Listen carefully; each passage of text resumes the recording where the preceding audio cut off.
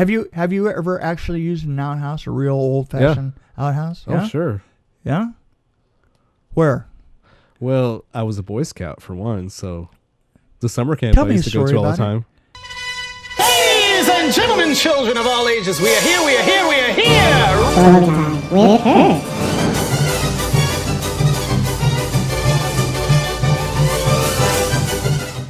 We had outhouses in the summer camps, and I grew up in Wyoming. I mean, Right, outhouses everywhere. Yeah. When my parents and I would go camping and stuff, we were lucky to have an outhouse.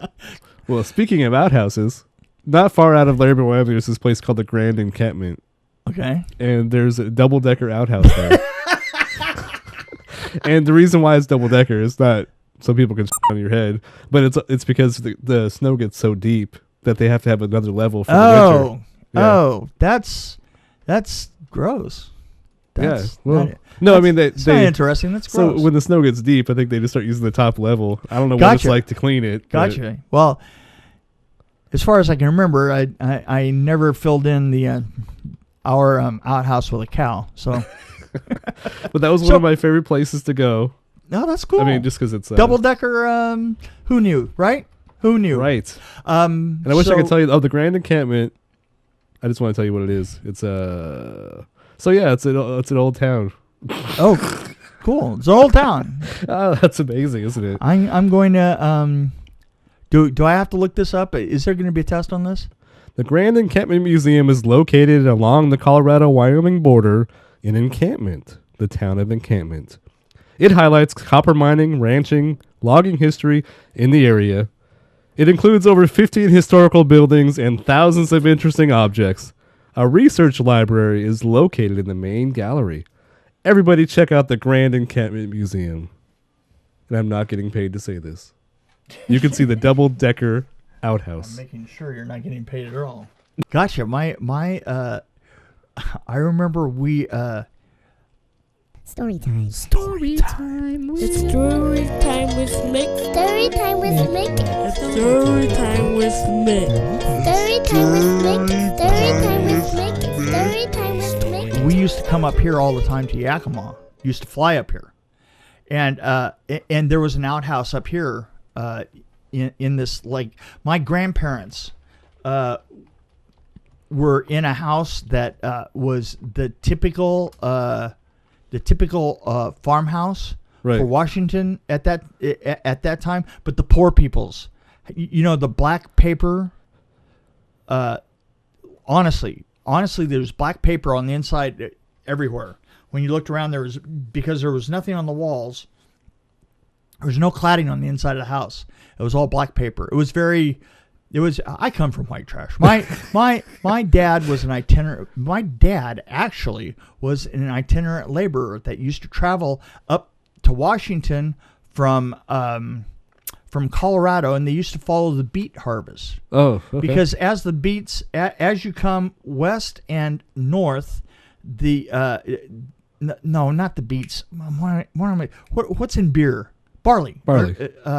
No, the hops. That's it, hops. And they used to pick hops, and they would ride the trains, and they would come up and he rode trains, itinerant. Wow. And eventually they settled over here in Yakima, and the house that he grew up in was this wooden shack that had the tar paper on it. Whew. And all the rest of that. Seems like that'd be hot, especially in the summer. I don't know, because the house that we would stay on would be the one that he bought later on, which was also an old farmhouse that didn't have a bathroom. It had a tub, but it didn't have a toilet. And you had to go, I just remember you had to go out in the middle of it was 27 acres, and out away from the house, because you didn't want one close to the house. Of course not. Was this incredibly funky, outhouse, and we would only stay there through the summer, right? And my dad wasn't the type that would actually do anything to this house, like clean it or something. But I remember on the inside of it, it had this old flocked paper, it looked like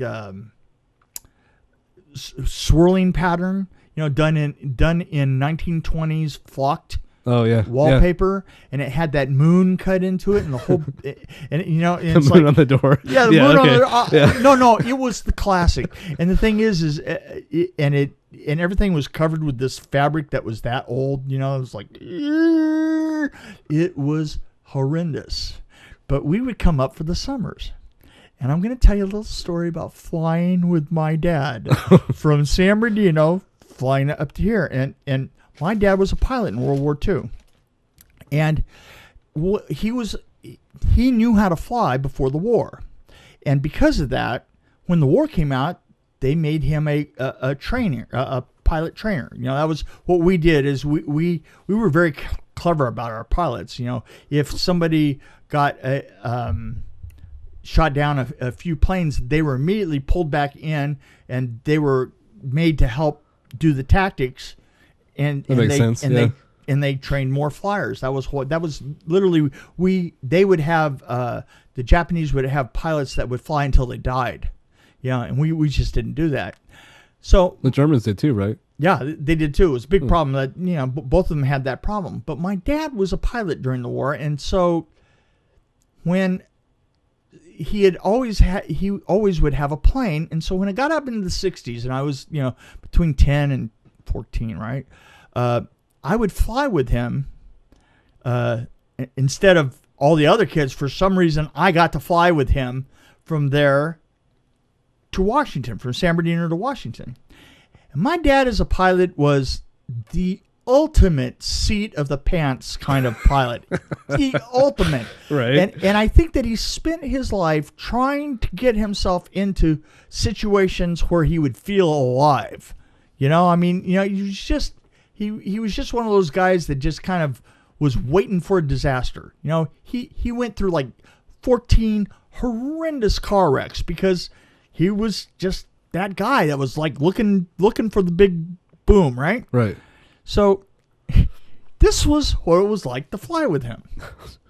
We would be in Tri-City, and we would have this like V-tail Bonanza, and we would get up, we'd throw my bag in, I'd be in the pilot seat, I would be in the co-pilot seat, he's in the pilot seat.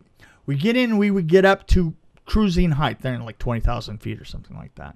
And then he would sit back and he would get himself on the compass dead north, right? Like from here to the dead north, right? So we get it flying dead north. And then there was this box of books that was down at the foot of my side of the plane. And he'd reach in, and I just specifically remember that they were Zane Grey. The ones with the cowboy guy. Okay. And there was always like a horse and a man, like with a 6-shooter on the front, right? And what he would do is he'd reach down and he'd grab like 5 or 6 of them, and he would like trade them out like one thickness for another until he got the yoke to like equal level flight. Ah. Right? Yeah. And then he would turn to me and he would say, "You keep your eye on those books, and if one of them moves, you wake me up," and he would go to sleep. Wow. So autopilot. So awesome. autopilot with books. I mean, and should have patented that idea. and he was always running out of gas in his airplane because he was always. The thing is little planes. I don't know if you know much about planes, but little planes always have a problem in that they have long, low, flat tanks. Okay, gas tanks. Right. And the problem with a long, low, flat gas tank is that you can't meter how much gas you've got.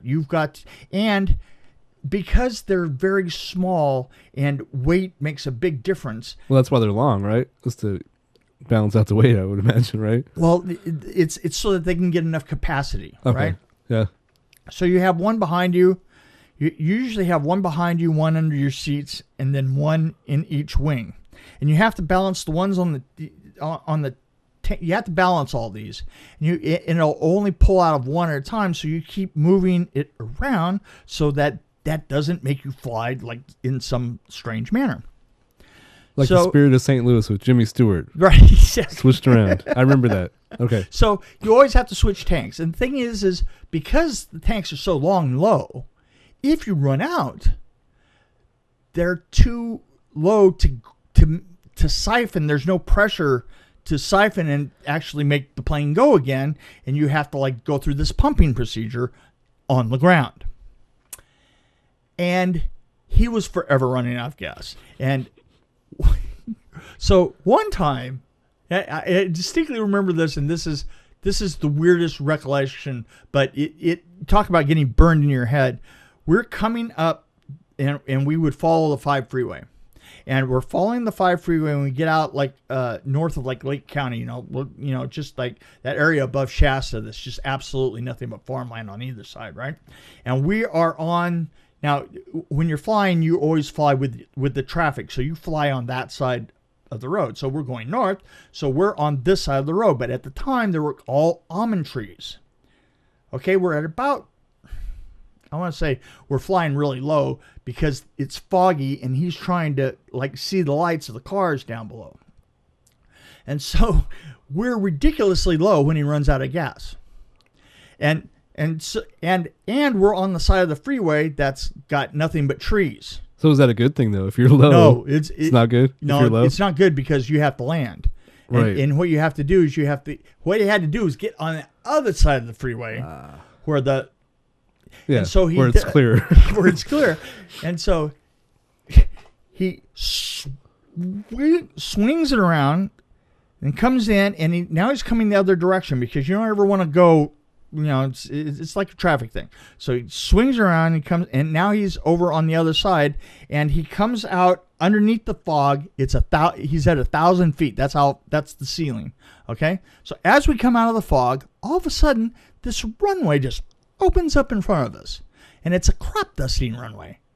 And wow. And it's getting dark. It's just about getting twilight, right? And we set it right down, right? And the sun goes down, and there's a farmhouse, like it looked like maybe 3/4 of a mile away. We see the lights come on in the farmhouse. We see the lights come in on a truck. We see the truck go around and wind around and comes around and comes down the road like this and down the road and we're both standing beside the plane. And the truck comes up and illuminates the two of us standing there. And the driver gets up and he goes, "Verge!" That's my father's name. That's his name. Virgil. Yeah, okay. It's Virgil, right? I picked it up, yeah. He goes, "Verge!" And it turned out that he had landed accidentally in the same place on the same runway before. Now, this wasn't lost on the guy on this guy, right? So and literally we couldn't take off again until the next day, and we had to get fuel and everything else. And so we literally went and stayed at this guy's house. And then in the morning we went to the only restaurant for 100 miles around, and the guy had called all of these people, because this was the funniest thing that could possibly happen. And my dad was very much like me as far as being a gregarious, guy. And so he was like a conquering hero because of this incredibly stupid thing that he had done twice, right? And we were in this cafe, and he is holding court and telling stories. And all I could sit there and think is, this is my life. This is my life. Right. I sort of I'm going to get my brother to fly with him next time. Right. Yeah. Not that he ever did. And we had many adventures just like that. But that's what flying with my father was like. Jeez, that sounds like fun. It is a very weird thing to know at a very, very young age how when you're in a really weird situation. And here's the thing. Is my life has never been different from that. I kind of embrace weird situations, but at the same time, weird situations have always embraced me. Well, you were in the right field then. I would. Well, yeah. Well, the question is this: did the field attract me, or they called you, or did I attract the field? Hard to tell. There you go. Yeah.